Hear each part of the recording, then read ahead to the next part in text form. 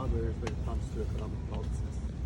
Well, we support a guaranteed, and this is the current policy. And if I were the leader, it would be much more assertive in terms of defending the poor, the homeless, and the working class of this country. But currently, it's official party policy to support a guaranteed basic income. We officially support pharmacare. We officially support free post-secondary education. And we officially support forgiving student debts in excess of $10,000. So, and of course, we have a climate plan which is stronger than any other party in Parliament. What we've not done a good job of advocating for is an anti-imperialist foreign policy. We've done a very poor job of that. We haven't done a good job of defending workers' rights. So I put forward a platform for workers that Sid Ryan, who's the former president of the Ontario Federation of Labour, has endorsed. He says it's better than anything he's seen from the NDP in years. And we haven't done a good job of attacking extreme wealth, taking on the billionaires of this country. So those are the three things that I want to improve upon. But even the policies that we have now, we're still the most progressive party in Parliament. And considering that your party lacks experience in running a government, how would you describe your plan, your vision of resourcing your policies? Well, Policies. you mean in terms of financial resources? In terms of financial resources. So this brings me to a discussion about a theory called modern monetary theory. Are you familiar with this, MMT? So essentially, for those of you who don't know, MMT posits that a country that has control of its own currency and whose debt is denominated in that currency cannot go broke, because it can always create currency to service its debts. The one risk is under conditions of full employment, creating large amounts of currency could create excessive inflation. But we're nowhere near that right now.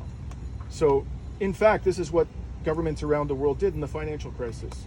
The banks of Japan and China, the ECB, the Bank of England, and the Fed created trillions of dollars of currency, just created the money. But they didn't use it to support people. They used the money to support the banks that brought the global economy to its knees. So I want to do the same thing, but I want to take that money and to support the population and to fund these programs. Bravo. So we have the capacity. It's Yes. We've been lied to about, and this is what our own government did in the pandemic. All of a sudden, where did this $250 billion come from? We were told that we didn't have the money to support the poor. But now we know that that was a lie. So I believe that we should use MMT, we should use the power of the Bank of Canada to support social programs.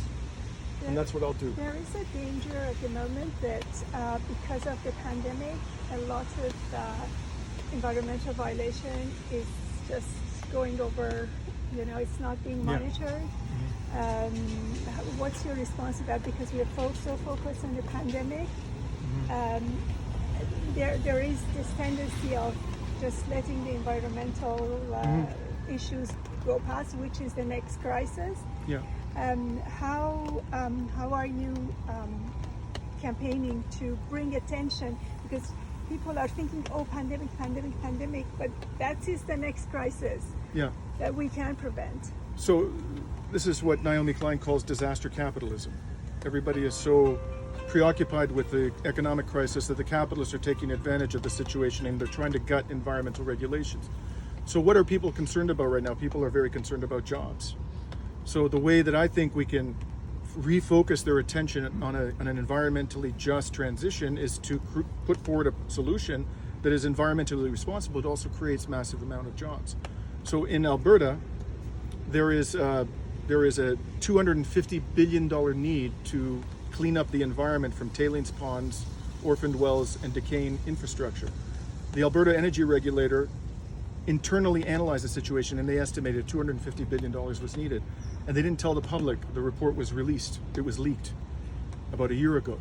And Avi Lewis has written there's a beautiful op-ed he wrote in the Toronto Star. If we actually take that money from the fossil fuels industry and we use it to clean up the wells and the tar sands tailings ponds, we can create tens of thousands of good paying jobs for years to come. And people will be not only well paid and secure in their jobs, but they will be restoring the planet to health rather than destroying the planet, which is what they're doing now in the fossil fuels industry. So we have to connect environmental remediation to job growth. That's the key, because that's what people are focused on right now, their jobs. Yeah, I mean, is there a document or one of the interviews that because in order to convince people that, look, the pandemic can't allow you to be defocused from. I would suggest you look at my platform, which is it's the economic justice platform, and we talk about a green well-being economy. So we've laid this out probably in too much detail. I have a wonderful platform committee. I have a professor from the University of Manitoba, Radhika Desai. We have a former economics advisor to the Mayor of London, Ken Livingstone, in the UK. We have activists. We've taken presentations from Extinction Rebellion Quebec. So the way it works in our campaign is we have a team of people who are very smart, very motivated, fundamentally progressive, and they are putting together an incredible platform. So I really urge you to look at what we're proposing to deal with issues like this one. That's a great question. After your meeting with the people in Vancouver, actually, one of the questions that actually happened after that in the discussion group with them,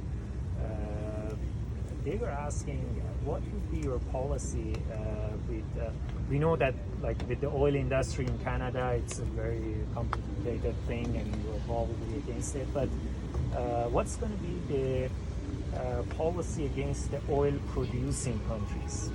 In Middle East, like Iran is not really producing that much oil right now, but we have like Saudi Arabia, United States, they're producing like 10 million barrels a day. What's going to be your policy towards them? Well, I think we have to look at, this is the subject of climate justice. Canada is the third highest, I think it's the third or second highest producer of greenhouse gas emissions globally per capita. Iran, the people of Iran have produced much less greenhouse gas emissions, even though it's an oil exporting country. So when we look at countries like Iran, Saudi Arabia, I don't have a lot of sympathy, frankly, for the Saudi regime, but I don't want the Saudi people to suffer from the transition. We have to look at the people who have actually produced the greenhouse gas emissions, and we have to distribute the burden equitably.